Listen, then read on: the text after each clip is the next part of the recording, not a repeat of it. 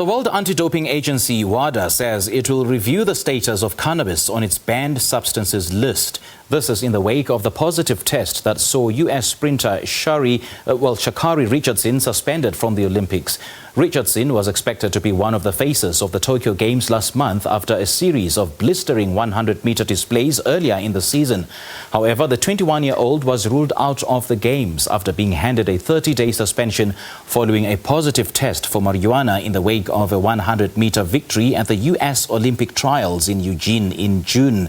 Her case triggered debate about marijuana's continued inclusion on WADA's banned list, with celebrities and fellow athletes criticizing the rule as outdated and unnecessary. The global anti-doping watchdog says a scientific review of cannabis will be conducted next year, although the drug will remain banned in the year 2022. Khalid Galant is the Chief Executive Officer of the South African Institute for Drug-Free Sport, SAIDS. He joins us now via Zoom. Khalid, a very good evening to you. Thank you so much for joining us and a warm welcome to the Globe. Good evening. Is this a welcome, positive development?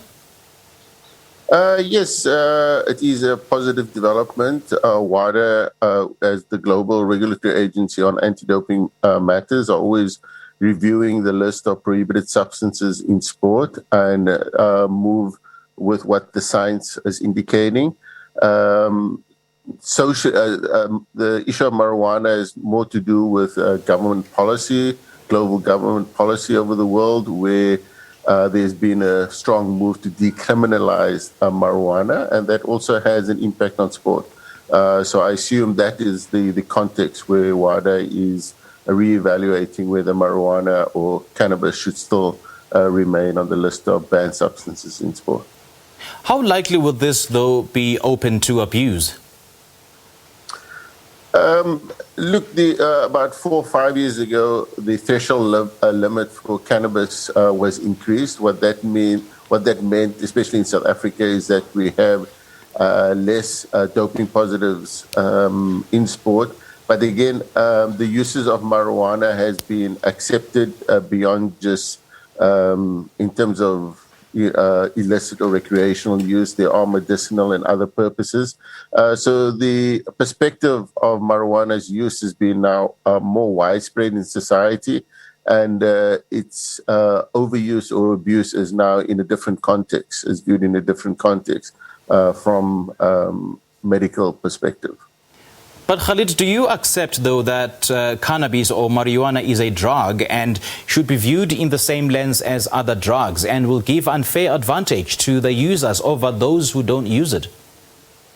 Well, marijuana has not had a strong performance-enhancing component to it in sport. The reason it has traditionally been on the list of prohibited substances is that it satisfied one of the criteria of against the spirit of sport. And again, other illicit drugs, and marijuana was in the category of other illicit drugs or narcotics. And that's the reason why it was on the list of prohibited substance, more for that athletes using it will also go against the spirit or the nature of sport. So will this apply to each and every sport, though? Correct. The list of prohibited substances in sport is a global policy document that applies to sports across the board. Okay. And then in terms of legislation, I mean, in those countries which do not accept cannabis as a legally accepted drug, and then WADA does indeed accept cannabis as a legal drug, what then would happen in that kind of scenario? Well, the list of prohibited substances is very separate. It's a separate policy and enforcement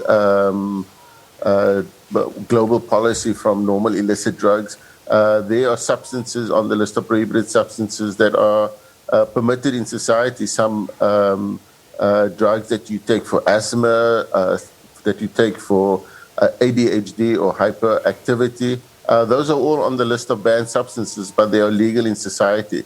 So the list of banned substances and the drugs on this list is specific to sport.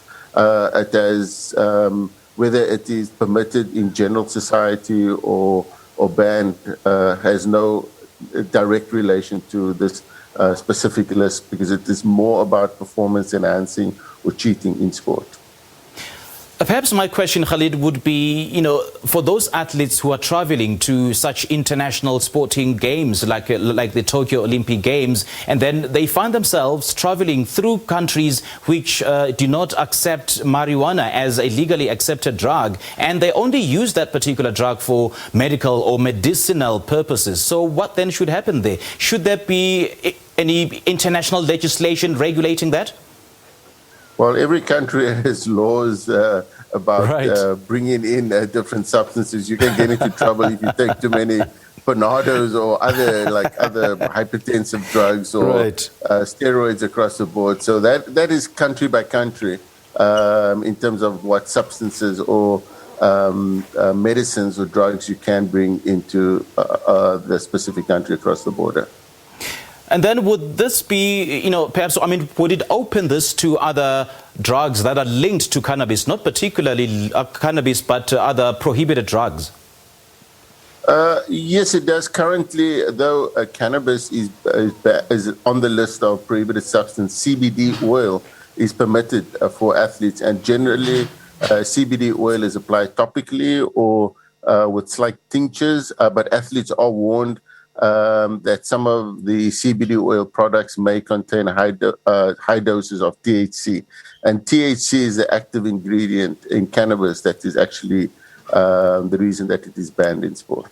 All right, Khalid, lovely chatting to you, man. Thank you so much for your time. Thank you. Have a good evening. All right, you too. Thank you. All right, that was Khalid, and he's been talking to us about, the contestations of the removal of cannabis as a legal drug.